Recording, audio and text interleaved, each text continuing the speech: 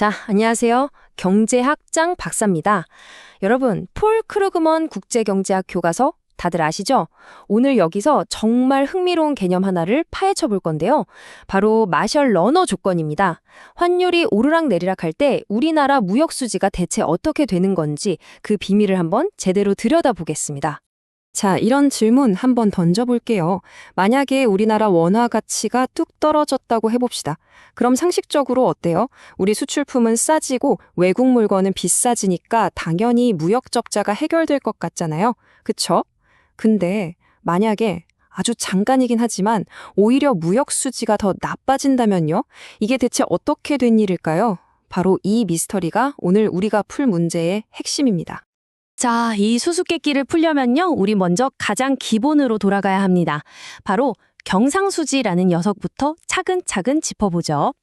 경상수지 뭐 별거 아니에요. 그냥 우리가 외국에 물건 팔아서 번 돈, 즉 총수출액에서요, 외국 물건 사오느라 쓴 돈, 총 수입액을 뺀 겁니다. 너무 간단하죠. 근데 여기에 환율이라는 변수가 딱 끼어드는 순간 이야기가 확 복잡해집니다. 왜냐하면 환율이 움직이면 수출이랑 수입이 서로 반대 방향으로 막 잡아당기는 그런 줄다리기를 시작하거든요.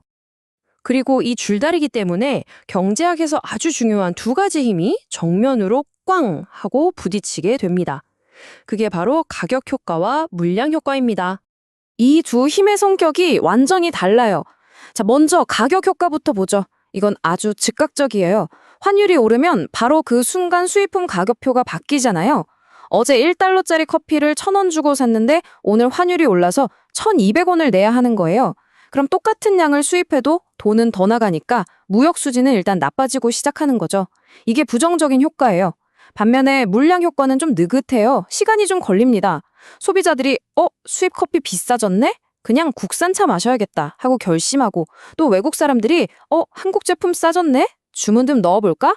하고 실제 행동으로 옮기기까지는 시간이 걸리잖아요. 이게 긍정적인 효과고요. 자, 그럼 이제 진짜 궁금한 게 나오죠? 바로 나쁜 소식인 가격 효과랑 좋은 소식인 물량 효과. 이 둘이 싸우면 대체 누가 이길까요? 어떤 힘이 더 셀까요? 이 싸움의 승자를 알려주는 열쇠가 있습니다. 바로 무역 탄력성이라는 개념이에요. 그리고 이 개념을 이해하면 드디어 오늘의 주인공이죠. 마셜 러너 조건을 만날 수 있게 됩니다. 무역 탄력성, 말이 좀 어렵죠? 쉽게 말해서 가격이 변할 때 수출이나 수입의 양이 얼마나 민감하게 반응하냐를 숫자로 보여주는 거예요. 여기 고무줄처럼요. 탄력성이 높다는 건 뭐냐? 가격이 조금만 변해도 수출입량이 고무줄처럼 확 늘어나거나 줄어든다는 뜻이고요. 탄력성이 낮다는 건 가격이 변해도 어쩌라고 하면서 별로 반응이 없다는 뜻이죠. 뻣뻣한 거죠. 바로 이 지점을 두 명의 천재 경제학자 엘프리드 마셜과 아바 러너가 파고든 겁니다.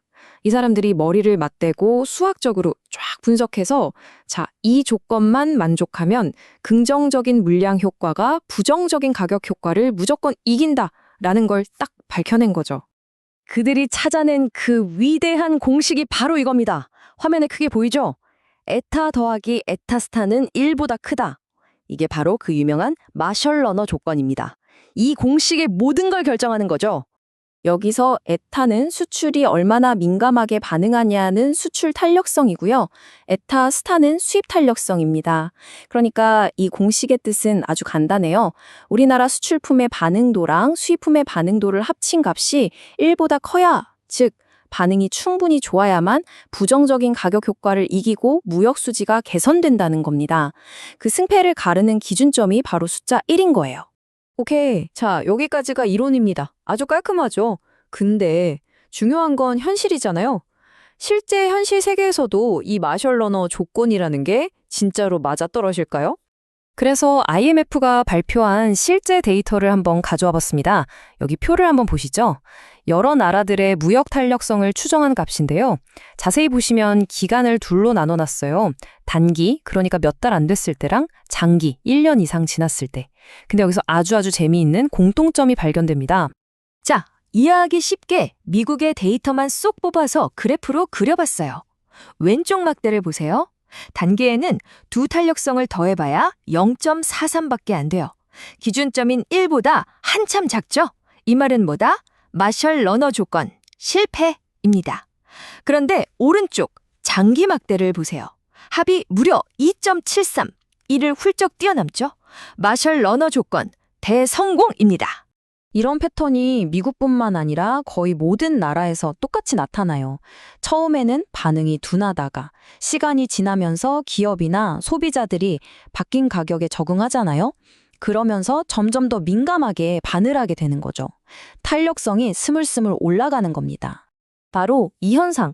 처음에는 마셜 러너 조건이 실패해서 무역 수지가 오히려 나빠졌다가 시간이 지나면서 조건이 성공해서 다시 좋아지는 이 흐름 있잖아요.